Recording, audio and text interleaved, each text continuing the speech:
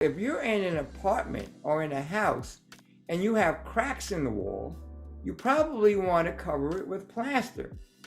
So how does the body plaster up these breakages in the blood vessels? That cholesterol, which God has given you, gave the liver the ability to do this, not only to create all of these different things, but also to save your life if you have compromised diet.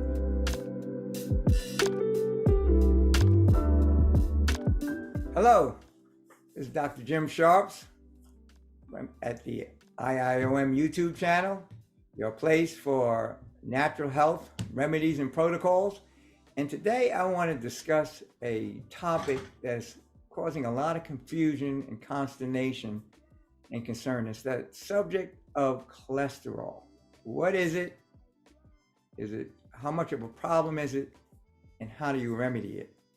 First of all, at the outset, I want to say if you're taking any kind of medications, you should always work with your primary care physician to ensure that you can, as you're making changes, your diet, lifestyle, etc., that your primary care physician can help you with lowering your medications and actually taking you off of it altogether. But what I want to cover with you is a natural health and an original medicine perspective on cholesterol. And essentially, cholesterol is a very important item. Your liver actually produces cholesterol, and cholesterol is used for over 200 different things in the body. So it is very important. It's used for sex hormones, it's used for tissues, it's used for your brains, it's used for a lot of different things. So it's a very, very important chemical. It's also used when you're out in sunlight, when the vitamin D hits your skin and the cholesterol, it converts that cholesterol to vitamin D. So there's a lot of really important uses for cholesterol. So having said that, there's a lot of concern and consternation about cholesterol. And just in a matter of 10 years, it's gone from some 40 million users to over 90 million people on cholesterol reducing drugs. And from a natural standpoint, you also have a lot of these different remedies for reducing your cholesterol, things like garlic and turmeric, lecithin, ginger.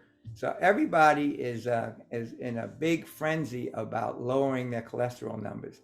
And even for myself, I remember back in the old days before I changed my diet and lifestyle, my cholesterol used to go way up into the 300s. Now it's below 200. But the point I want to make is, from a natural health standpoint, you really don't need to be that concerned about reducing your cholesterol. First of all, if you look at the many studies and meta-studies, if you know meta-studies, they look at a lot of different studies. And what they find is, of all of the people that are taking this cholesterol medication, in terms of reduction of strokes, heart attacks, and even death, it actually is improving your lifespan by less than 2%. Less than 2%. In some cases, like for example, for like cardiac disease, I think the numbers are down like 0.4%. So it's less than 1%. So a lot of people aren't dying from high cholesterol. Now, it is an indication that something might be wrong in the body. And what is wrong, and the misconception is, as you get older, the cholesterol goes up. Well, the reason why it's going up is because if you have compromised diet and lifestyle, then the cholesterol will continue to increase. It has nothing to do with age. So I'm a lot older than I was, actually about 30 to 40 years older than when I started, when I had the cholesterol problem, so where I am now. And my cholesterol hasn't gone up, it's gone down. What has changed is my diet and lifestyle. So as you exercise more, as you add more fruits and vegetables, legumes and grains in your diet as the bigger portion of your diet, rather than meat and dairy products, you're not creating an environment for the increase of cholesterol. Now, one of the very important things about cholesterol is, if you do have compromised diet and lifestyle, one of the reasons why you want to be very careful about reducing your cholesterol levels, either pharmaceutically or natural means is that cholesterol, which God has given you, gave the liver the ability to do this, not only to create all of these different things, but also to save your life if you have compromised diet.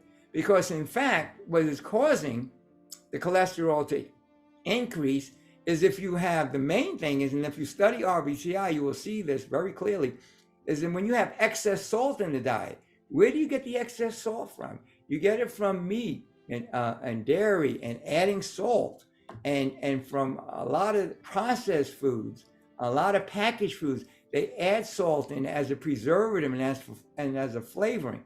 That salt also, if it's too high, also causes problems with your blood vessels. And if you take salt and you rub it together in your hands, you'll see that it can cause bleeding. You get red because it's very coarse. And that excess salt coursing through your blood actually causes these nicks and tears in the blood vessels. And so if you're in an apartment or in a house and you have cracks in the wall, you probably want to cover it with plaster. So how does the body plaster up these breakages in the blood vessels? Well, the most important material is cholesterol. So cholesterol is used to plaster up these breakages. So if you want to stop the cholesterol or reduce it, stop what's causing the breakages, then you won't need the excess cholesterol production. And the science is right. If you have excess cholesterol, it can clog the blood vessels because that excess scar tissue can narrow the blood vessels. So, but as you change your diet and lifestyle and you're not causing the problem, you need less cholesterol. So the body figures that out and it stops making this excess cholesterol. So you don't have to force your body, and unwittingly, by forcing your body to reduce it too quickly or too much, you actually are causing other problems, like problems with your reproductive system, with amnesia, with brain function, because you need it. And also, one of the other things that cholesterol does is part of the material that covers the myelin sheath, which is what covers and supports the central nervous system. So cholesterol is important. Now, one of the rules of original medicine is the rule of temperance or moderation. And that rule says that what you want to do is you want to avoid things that are harmful, and you want to do those things that are good in moderation. So you want to do all this good eating and everything, but you want to do it in moderation, and you want to do things in a way where you're not causing a requirement for your body to be creating all this excess cholesterol. So change your diet and lifestyle. That's the best way. And again, you might want to discuss this with your primary care physician and have them share with you the studies that basically are showing how much of an impact it really is having on reducing your lifespan or the incidence of strokes, cardiovascular events is very, very small.